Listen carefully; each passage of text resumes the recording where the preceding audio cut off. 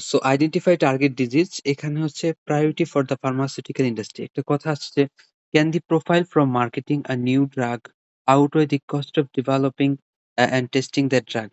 আসলে অ্যা একটা ফার্মাসিউটিক্যাল ইন্ডাস্ট্রি আসলে যখন একটা টার্গেট ডিজিজকে তারা হচ্ছে গিয়ে আইডেন্টিফাই করে, তখন আসলে তারা কি চায়? মানে কোম্পানির আ যে সফলতা সেটা আসলে কোন জায়গাটায়? কোম্পানি মনে করে যে তাকে হচ্ছে প্রফিট আর্ন করতে হবে। এটাই হচ্ছে তার ১ নম্বর প্রায়োরিটি। কারণ কি? এই প্রফিট এই প্রফিট হচ্ছে গিয়ে যদি তার একটা নিউ ড্রাগ কে যখন ইনভেন্ট করতে যায় বা একটা নিউ ড্রাগ কে ডিসকভার করতে যায়, তখন তার অনেক ধরনের কষ্ট হয় এবং অনেক সময় লাগে। অ্যা এই একটা ড্রাগ তার একেবারে মার্কেটে স্টার্টিং মলিকিউল বা লিড কম্পাউন্ড এর ডিসকভার থেকে শুরু করে একেবারে মার্কেটিং পর্যন্ত কাস্টমার পর্যন্ত যাওয়া পর্যন্ত তার ৳৫০০ কোটি কমপক্ষে খরচ হবে এবং আ আ ১২ থেকে ২০ বছর পর্যন্ত সময় লাগতে পারে ড্রাগটা ডেভেলপমেন্টে। এই ক্ষেত্রে এই দীর্ঘ সময় এবং এই দীর্ঘ সময়ব্যাপী যে খরচ তাদের, এই খরচটা কস্টটা উঠে আসবে কিনা এইটা হচ্ছে গিয়ে তাদের ১ম প্রায়োরিটি। তারপর হচ্ছে যে questions to be addressed যে is the disease widespread? ডিজিজটা তারা এজন্য কি করে যে ডিজিজটা আসলে widespread কিনা। ডিজিজটা আসলে অ্যা একটা একটা রিজিয়ন এ জাস্ট হচ্ছে, একটা স্পেসিফিক রিজিয়ন এ হচ্ছে এবং সেটার জন্য তারা আ উম সেইটার জন্য হচ্ছে গিয়ে আ এত কস্ট আ বহন করার চেয়ে তারা মনে করে যে, যেই ডিজিজটা হচ্ছে ওয়াইড স্প্রেড সেই ডিজিজটার জন্য খরচ করলে তাদের আউটকাম অনেক বেশি ভালো হবে। দ্যাট মিনস ওই যে বলেছিলাম যে কোম্পানি হচ্ছে প্রফিটের চিন্তাটা করে। কার্ডিওভাস্কুলার ডিজিজ, আলসারস, ম্যালেরিয়া এগুলা হচ্ছে এগুলা নিয়ে তারা কাজ করতে চায়। তারপর হচ্ছে does the disease affect the developed world? আরেকটা ফ্যাক্টর তারা মাথায় রাখে যে এই ডিজিজটা কি ডেভেলপড ওয়ার্ল্ড কে হচ্ছে গিয়ে এফেক্ট করে? Such as cardiovascular disease, ulcers, etc. Are there drugs already on the market? তাদের অ্যা ড্রাগ গুলা কি মার্কেটে আছে, অলরেডি মার্কেটে আছে? If so, what are their advantages and disadvantages? That means side effects. তো যদি তাদের ড্রাগ গুলা মার্কেটে অলরেডি থাকে, সেই ক্ষেত্রে তারা দেখে যে অ্যাডভান্টেজ গুলা কি, ডিসঅ্যাডভান্টেজেস গুলা কি? Can one identify a market advantage for a new therapy? তো তখন চিন্তা করে যে একটা নিউ থেরাপির জন্য মার্কেট অ্যাডভান্টেজ কে তারা আইডেন্টিফাই করতে পারে কিনা। এরপর আসি ড্রাগ টার্গেটস। ড্রাগ টার্গেটস এর মধ্যে হচ্ছে গিয়ে লিপিড, প্রোটিনস, নিউক্লিক অ্যাসিডস আর কার্বোহাইড্রেট এগুলো হচ্ছে ড্রাগ টার্গেট। ফার্স্ট হচ্ছে আমরা আইডেন্টিফাই টার্গেট ডিজিজ নিয়ে কাজ করেছি। এইবার হচ্ছে টার্গেট ডিজিজ না, এবার হচ্ছে তারা সরাসরি হচ্ছে ড্রাগ টার্গেট নিয়ে কাজ করছে। ও ড্রাগ ডিজিজ টার্গেট ডিজিজকে আইডেন্টিফাই করার পর এরা হচ্ছে ড্রাগ টার্গেটকে স্পেসিফিক ভাবে খুঁজছে। যেমন হচ্ছে লিপিড। এটা কি লিপিডের উপর ড্রাগটা কি লিপিডের উপর কাজ করবে? ড্রাগটা কি প্রোটিনের উপর কাজ করবে? নিউক্লিক অ্যাসিড নাকি কার্বোহাইড্রেটস এর উপর? লিপিডের মধ্যে আছে সেল মেমব্রেন লিপিডস। আম যেমন ফসফোলিপিড, বাইলেয়ার আমাদের সেল মেমব্রেন এ আছে। তারপর প্রোটিনস এর মধ্যে আছে receptors, enzymes, carrier proteins, structural proteins বা টিউবুলিন যেটা সেলুলার রিজিডিটি দেয়। তারপর হচ্ছে গিয়ে nucleic acids, deoxyribonucleic acid DNA, ribonucleic acid RNA. তারপর কার্বোহাইড্রেটস, সেল সারফেস কার্বোহাইড্রেটস কিছু থাকে যেমন গ্লাইকোপ্রোটিনের মধ্যে কিছু আ গ্লাই গ্লুকোজ টাইপ সাবস্টেন্স আছে। আর অ্যান্টিজেনস অ্যান্ড রিকগনিশন মলিকিউলস এগুলো হচ্ছে কার্বোহাইড্রেটের অন্তর্ভুক্ত। ড্রাগ টার্গেটস এর মধ্যে এখানে দেখতে হবে যে টার্গেট সিলেক্টিভিটি। তো টার্গেট সিলেক্টিভিটি আবার বিটুইন স্পিসিস হতে পারে আর উইদিন দি বডি হতে পারে। Within the body in a species. তো বিটুইন স্পিসিস হচ্ছে যেমন অ্যান্টিব্যাকটেরিয়াল টার্গেট সিলেক্টিভিটি। টার্গেট সিলেক্টিভিটির মধ্যে যেমন antibacterial, antifungal and antiviral agents. এখন আমরা একটা ড্রাগ বডির মধ্যে নিলাম। তো ড্রাগটা যখন নিলাম তখন এই ড্রাগটা যদি অ্যান্টিব্যাকটেরিয়াল হয় তাহলে আমরা আশা করব যে আমাদের এই অ্যান্টিব্যাকটেরিয়ালটা জাস্ট ব্যাকটেরিয়ার উপর সিলেক্টিভ টক্সিসিটি শো করবে। আ যদি ব্যাকটেরিয়ার একটা এনজাইমকে ওই ড্রাগটা মানে অ্যান্টিবায়োটিকটা ব্লক করে, তাহলে আমরা আশা করব যে আমাদের হিউম্যান বডির কোনো এনজাইমকে বা হিউম্যান বডির কোনো হচ্ছে গিয়ে বাইন্ডিং সাইটে যেয়ে সেই ড্রাগটা বাইন্ড করে টক্সিসিটি ক্রিয়েট করবে না। শুধুমাত্র শুধু হচ্ছে গিয়ে ব্যাকটেরিয়ার যেই স্পেসিফিক টার্গেট সেখানেই বাইন্ড করবে। ফলে সিলেক্টিভ টক্সিসিটি পাওয়া যাবে। এটা হচ্ছে বিটুইন স্পিসিস এর মধ্যে। অ্যান্টিফাঙ্গাল, অ্যান্টিভাইরাল এজেন্ট এর ক্ষেত্রেও তাই। Identify targets which R unique to the ইনভেডিং pathogen. এমন একটা টার্গেটকে আইডেন্টিফাই করব যেই টার্গেটটা হচ্ছে প্যাথোজেনের মধ্যেই আছে। এবং হচ্ছে সেটা প্যাথোজেনকে অ্যাটাক করতেছে ড্রাগটা। Identify targets which are shared but which are significantly different in structure. তো যেই সমস্ত টার্গেট গুলো হচ্ছে আ হিউম্যান বডি এবং হচ্ছে ব্যাকটেরিয়াল বডি বা মাইক্রোবিয়াল বডি উভয়ই হচ্ছে শেয়ার করে। এই ধরনের যে টার্গেট গুলো থাকে, সেই ক্ষেত্রে আমাদের প্রায়োরিটি হবে যে সিগনিফিক্যান্টলি ডিফারেন্ট ইন স্ট্রাকচার। ওই টার্গেট গুলোকে আমরা ওই শেয়ার্ড ওই টার্গেট গুলোকে আমরা আইডেন্টিফাই করব যেগুলো হচ্ছে শেয়ার্ড কিন্তু তারা হচ্ছে ডিফারেন্ট ইন স্ট্রাকচার। যেমন হচ্ছে আ হিউম্যান বডির হচ্ছে ডাইহাইড্রোফোলেট রিডাক্টেজ এনজাইম আছে বা ব্যাকটেরিয়ারও ডাইহাইড্রোফোলেট রিডাক্টেজ এনজাইম আছে DHFR। আমরা আশা করব যে সালফোনেমাইড অ্যান্টিব্যাকটেরিয়াল অ্যাক্টিভিটি হিসেবে এমনভাবে অ্যাক্টিভিটি দিবে যেটা হচ্ছে ব্যাকটেরিয়ার ডাইহাইড্রো DHFR ডাইহাইড্রোক্সি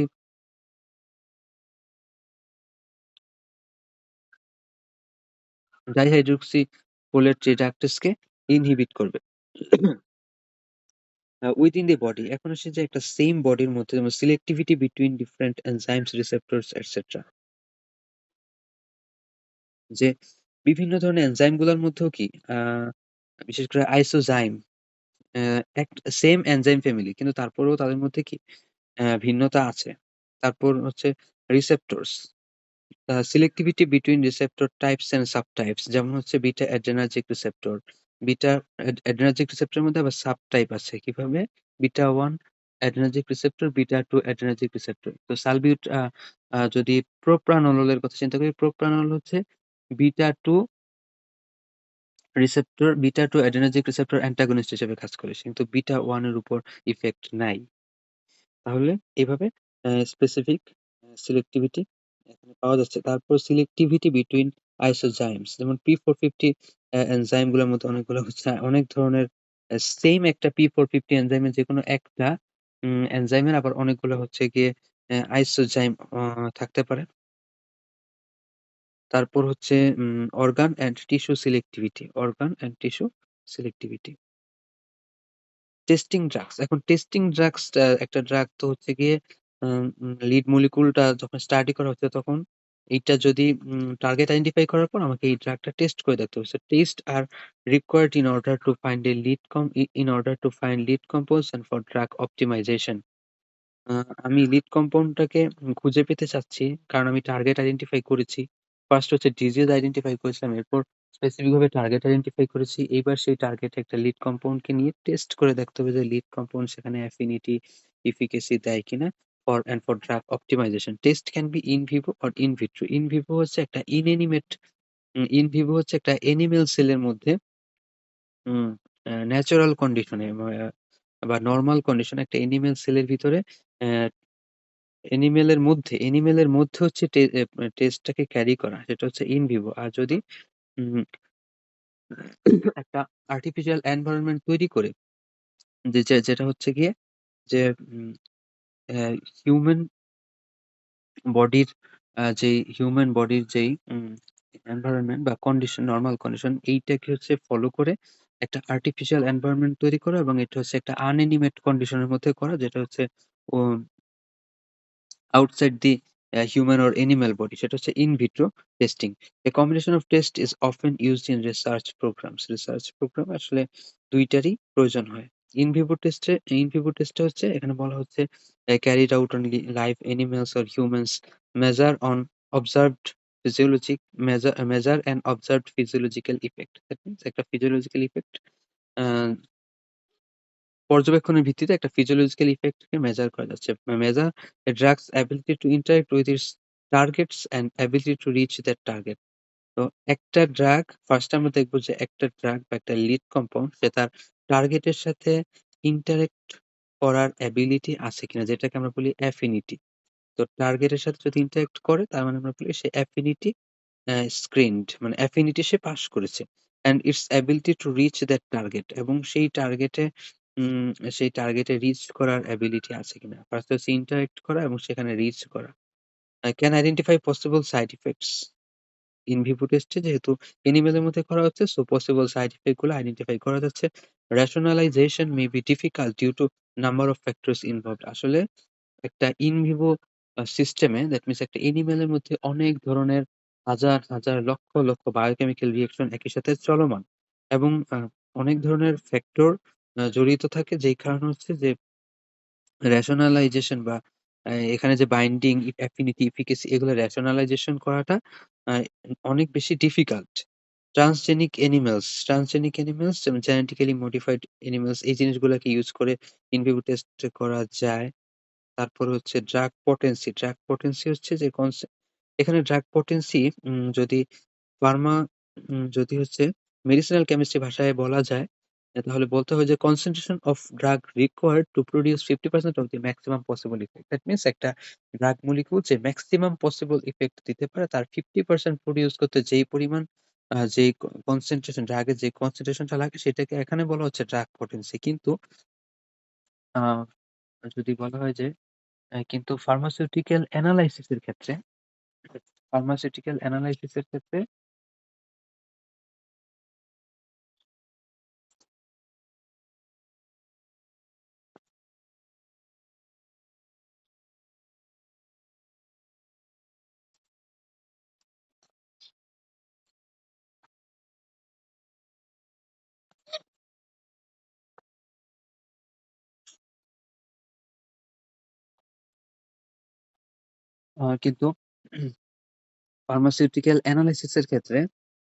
পটেন্সি বলতে ঠিক এই জিনিসটাকে বোঝায় না।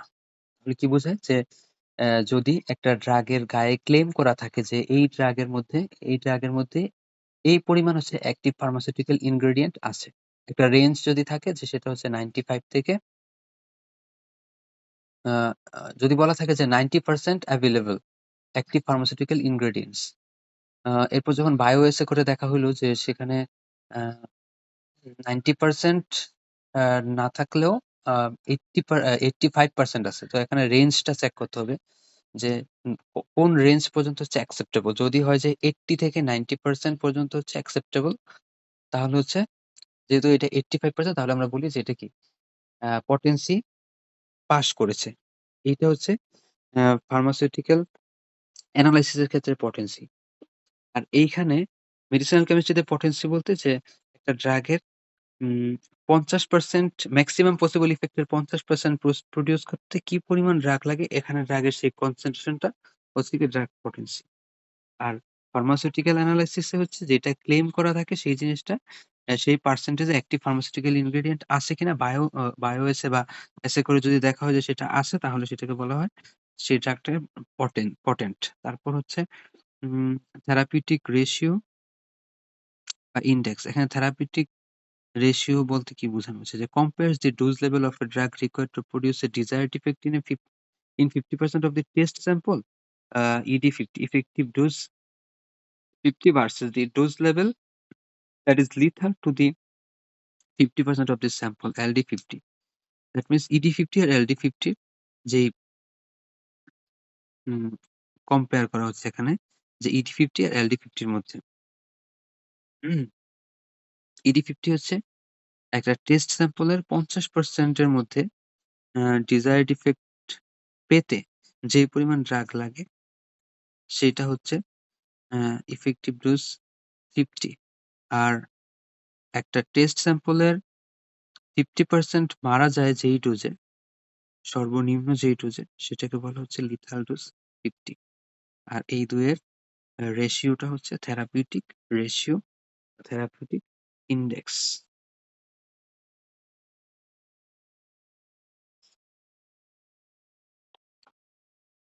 ইন ভিট্রো টেস্টে আসি। In vitro test not carried out on animals humans. That means in vitro test animal আর হিউম্যান এর মধ্যে সরাসরি করা হবে না। টার্গেট মলিকিউলস হচ্ছে টার্গেট মলিকিউল গুলার মধ্যে করা হবে, যেমন হচ্ছে আইসোলেটেড এনজাইমস আর রিসেপ্টরস, সেলস, ক্লোনড সেলস, তারপর tissues, muscle tissue, organs, microorganisms for antibacterial agents. More suitable for routine testing because এখানে হচ্ছে গিয়ে জাস্ট এনজাইমটা হচ্ছে গিয়ে recombinant DNA টেকনোলজির মাধ্যমে তৈরি করা এনজাইম সেগুলোকে আলাদা করে সংরক্ষণ করে এবং হচ্ছে গিয়ে রুটিন একটা টেস্টের জন্য এটা হচ্ছে মোর সুইটেবল। রুটিন টেস্টের জন্য সবসময় অ্যানিমেলের উপর ইন ভিভো টেস্ট সেটা হচ্ছে সুইটেবল না। Used in high throughput screening. High throughput screening এ ইন ভিট্রো টেস্ট করা হয়। তারপর হচ্ছে measure the interaction of a drug with the target but not the ability to the of the drug to reach the target. এইখানে in vitro টেস্টে just দেখা হয় যে সে হচ্ছে ড্রাগের সাথে তার টার্গেটের ইন্টারেকশনটা মেজার করা হয়। কিন্তু এটা মেজার করা হয় না যে কি পরিমাণ আ ড্রাগ হচ্ছে গিয়ে ড্রাগের অ্যাবিলিটি এটা মেজার করা হয় না। যে ড্রাগের তার টার্গেটে রিচ করার অ্যাবিলিটিকে মেজার করা হয় না। জাস্ট মেজার করা হয় অ্যাফিনিটিটাকে, নট হচ্ছে এফিকাসি। আর ইন ভিভো টেস্টে হচ্ছে কি করা হয়? অ্যাফিনিটি, এফিকাসি ২ টাই দেখা হয়। কারণ এই যে এখানে বলছে যে measure a drug's ability to interact with its target and its ability to reach that target but in ভিট্রোতে শুধুমাত্র অ্যাফিনিটি চেক করা হয়, এফিকাসি চেক করা হয় না। Results are easier to rationalise less factors involved. এখানে রেজাল্ট রেশনালাইজ করা খুবই মানে ইজিয়ার হয়। আর does not demonstrate a physiological or clinical effect. এখানে ফিজিওলজিক্যাল বা ক্লিনিক্যাল ইফেক্ট দেখার বা আম দেখার সুযোগ নেই। কারণ এটা হচ্ছে একটা inanimate condition. Does not identify possible side effects. Possible side effect গুলোও এখান থেকে আইডেন্টিফাই করা যায় না। ওই একই কথা। আইডেন্টিফাই করা যায় না। কারণ হচ্ছে এটাও একটা আনএনিমেট কন্ডিশন। আর does not identify effective products.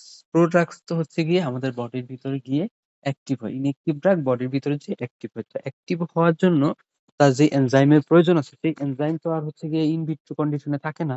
কাজেই এখানে প্রোড্রাগের অ্যাক্টিভিটি চেক করা যায় না। আর প্রোড্রাগের ইফেক্টিভিটি এটা চেক করা যায় হচ্ছে গিয়ে ইন ভিভোতে বা অ্যানিমেলের উপরে। যেমন হচ্ছে আমাদের যে অ্যাসপিরিন যে ড্রাগটা আছে, এই অ্যাসপিরিন হচ্ছে একটা প্রোড্রাগ এবং এই অ্যাসপিরিন আমাদের বডির মধ্যে যেয়ে স্যালিসাইলিক অ্যাসিডে কনভার্টেড হয় এবং এই স্যালিসাইলিক অ্যাসিডটা হচ্ছে active active chemical in our body.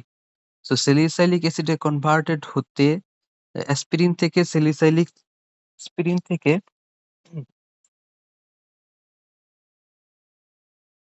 Aspirin থেকে উম অ্যাসিটাইল স্যালিসাইলিক অ্যাসিডে তাকে কনভার্ট হতে হয়। অ্যাসিটাইল স্যালিসাইলিক অ্যাসিডে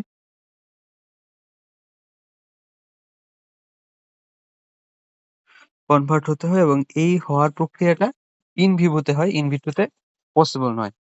এজন্য ইন ভিট্রোতে প্রোড্রাগের অ্যাক্টিভিটি টেস্ট করা যায় না। এনজাইম ইনহিবিশন টেস্ট এটা কি যে identify competitive or non competitive inhibition. Strength of inhibition measured as IC50. IC50 টা কি? The concentration of inhibitor required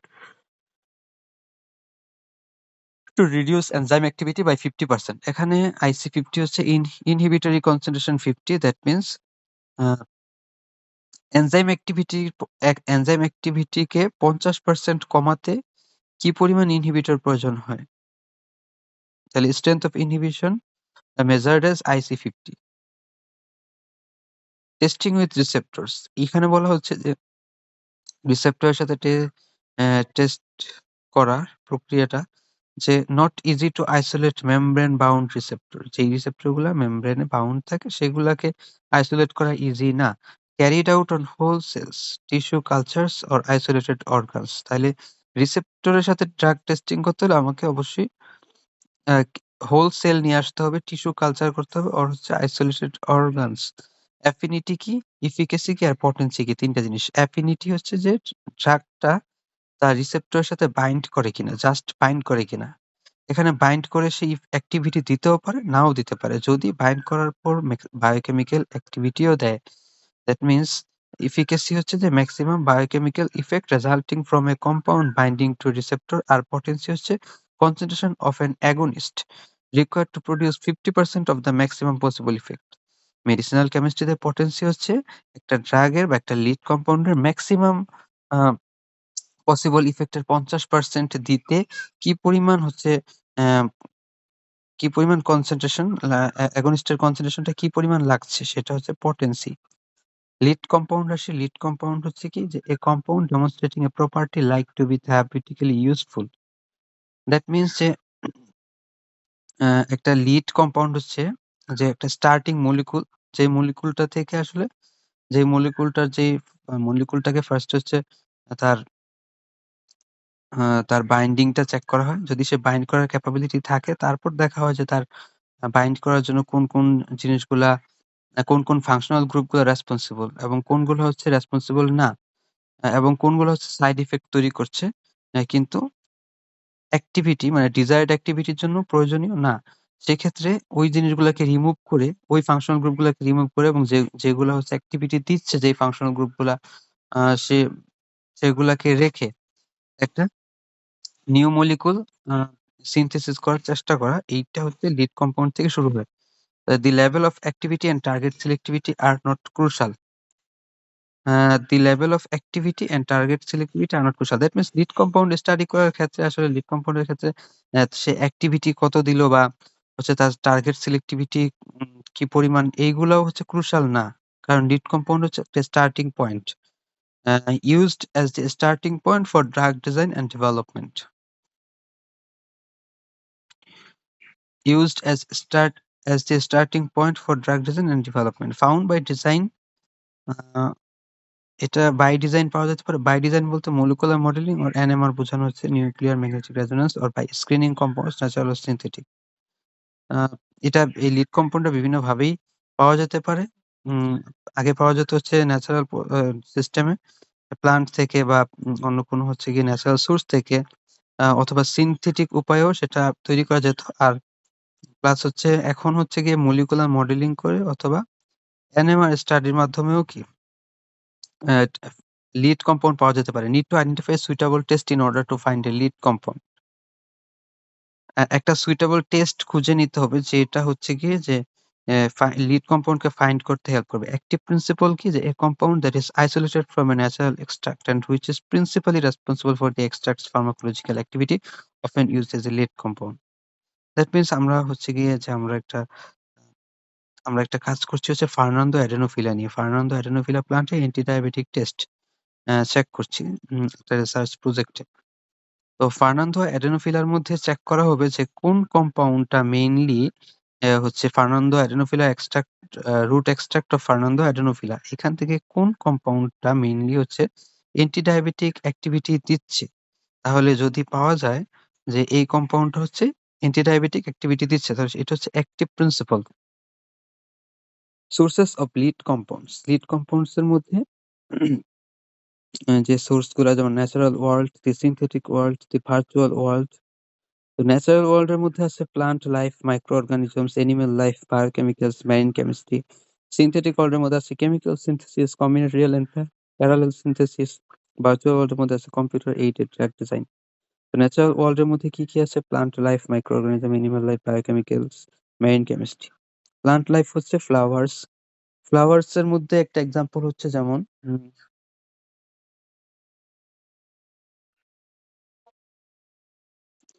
আ একটা এক্সাম্পল হচ্ছে নয়নতারা ফুল, যেটার মধ্যে হচ্ছে গিয়ে নয়নতারা ফুল, এটার মধ্যে হচ্ছে ভিনব্লাস্টিন আর ভিনক্রিস্টিন পাওয়া যায়, যেগুলো হচ্ছে হজকিন লিম্ফোমাতে ট্রিটমেন্ট হিসেবে কাজে লাগে।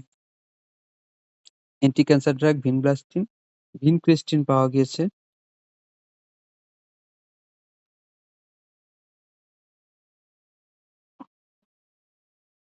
তারপর ট্রিস, তারপর হচ্ছে বাসেস।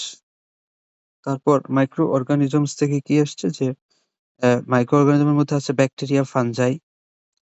তারপর animal life, frog, snakes, scorpions, biochemicals, neurotransmitters, hormones. Natural world এ যেমন অ্যাড্রেনালিন, নরএড্রেনালিন এগুলোর উপর কাজ করে নিউরোট্রান্সমিটার ডিজাইন করা হয়েছে। এগুলোর উপর কাজ করে বিভিন্ন ড্রাগ লিড কম্পাউন্ড ডিজাইন করা হয়েছে। যেমন হচ্ছে সালবিউটামল, সালমেটেরল, ফোমেটেরল। মেরিন কেমিস্ট্রি হচ্ছে গিয়ে কোরালস, ব্যাকটেরিয়া, ফিশ এটসেট্রা। যে সিনথেটিক ওয়ার্ল্ড হচ্ছে কেমিক্যাল সিনথেসিস, ট্র্যাডিশনাল একটা সিনথেসিস। তারপর হচ্ছে কম্বিনেটোরিয়াল এন্ড প্যারালাল সিনথেসিস। এখানে কম্বিনেটোরিয়াল সিনথেসিস হচ্ছে একটা সেম রিঅ্যাকশন রুটের মধ্যে সেম ভেসেলে একই সাথে একই ধরনের রিঅ্যাকশন পরিচালনা করে, যেখানে রিঅ্যাকট্যান্ট থাকে অনেক এবং প্রোডাক্টও থাকে কি অনেক। আর অনেকগুলা রিঅ্যাকট্যান্ট একসাথে দেওয়া হয়। Same reaction route, same reaction এবং অনেকগুলো প্রোডাক্ট একই সাথে একই রিঅ্যাকশন ভেসেলে পাওয়া যায়। আর হচ্ছে প্যারালাল সিনথেসিস হচ্ছে তার বিপরীত। দ্যাট মিনস হচ্ছে একটা রিঅ্যাকট্যান্ট দিলে একটা প্রোডাক্ট পাওয়া যায়। দি ভার্চুয়াল ওয়ার্ল্ড এটি এই সোর্সে কিভাবে কাজ করে যে কম্পিউটার এইডেড ড্রাগ ডিজাইন। এখানে কম্পিউটারের বিভিন্ন সফটওয়্যার এপ্লাই করে ড্রাগের ডিজাইন করা হয়।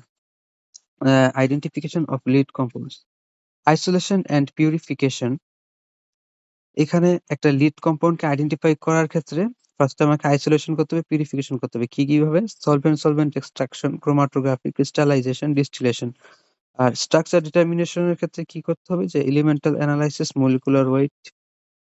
যখন আমরা হচ্ছে ক্রিস্টালাইজেশন করে পিউরিফিকেশন এ নিয়ে আসতে পারবো, আইসোলেশন করে পিউরিফিকেশন এ নিয়ে আসতে পারবো, তো পারলাম। যদি সেটি সম্ভব না হয় তাহলে হচ্ছে এলিমেন্টাল এনালাইসিস এ যেতে হবে। এলিমেন্টাল এনালাইসিস হচ্ছে এনএমআর এর মাধ্যমে করা যেতে পারে। তারপর মলিকুলার ওয়েট, মাস স্পেকট্রোমেট্রি, মানে মাস স্পেকট্রোমেট্রির মাধ্যমে মলিকুলার ওয়েট মেজার করা হয়। তারপর infrared spectroscopy, ultraviolet spectroscopy, NMR spectroscopy, x-ray crystallography. Plant extract এর মধ্যে যেমন আছে একটা মরফিন পাই আমরা কি পপি ক্যাপসুল থেকে। তারপর হচ্ছে অপিয়াম থেকে কি পাওয়া গেছে? মরফিন। মরফিন পাওয়া গেছে অপিয়াম থেকে, কুইনিন পাওয়া গেছে সিনকোনা বার্গ থেকে, ট্যাক্সল পাওয়া গেছে হচ্ছে ইউ ট্রি থেকে। ট্যাক্সল থেকে প্যাক্লিট্যাক্সেল ইনভেন্ট করা হয়েছে, অ্যান্টি ক্যান্সার এজেন্ট। তারপর স্যালিসাইলিক অ্যাসিড পাওয়া গেছে উইলো ট্রি থেকে। এখানে দেখানো হয়েছে যে এই যে অ্যা স্যালিসাইলিক অ্যাসিড, তারপর হচ্ছে অ্যাসিটিক অ্যানহাইডস অ্যাসিটিক অ্যানহাইড্রাইড এর ইন্টারেকশন এর ফলে কি হচ্ছে? স্যালিসাইলিক অ্যাসিডের সাথে অ্যাসিটিক অ্যানহাইড্রাইড ইন্টারেকশন এর ফলে অ্যাসপিরিন পাওয়া যাচ্ছে। এই অ্যাসপিরিন আবার আমাদের বডির ভিতরে গিয়ে অ্যাসপিরিনটা হচ্ছে হ্যাঁ, ভেঙে যাচ্ছে। ভেঙে গিয়ে সে হচ্ছে আবার অ্যাসপিরিন মানে অ্যাসিটাইল স্যালিসাইলিক অ্যাসিড তৈরি করছে। তারপর হচ্ছে কোকা বাশ, কোকা বাশ থেকে পাওয়া গেছে হচ্ছে কোকেইন। এই কোকেইন হচ্ছে এখানে একটা এক্সাম্পল দেখা যাচ্ছে। কোকেইন থেকে কিভাবে প্রোকেইন হইছে। তারপর হচ্ছে লিড কম্পাউন্ডস, কোকেইন থেকে প্রোকেইন হইছে। কোকেইন থেকে হইছে প্রোকেইন।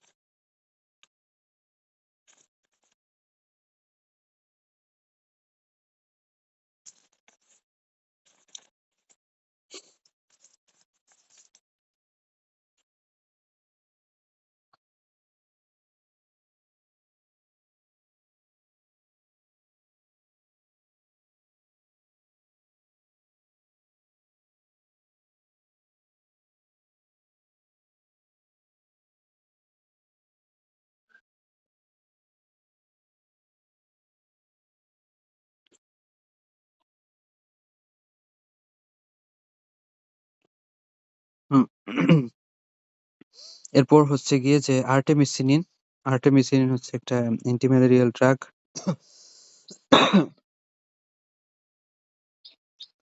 তারপর এখানে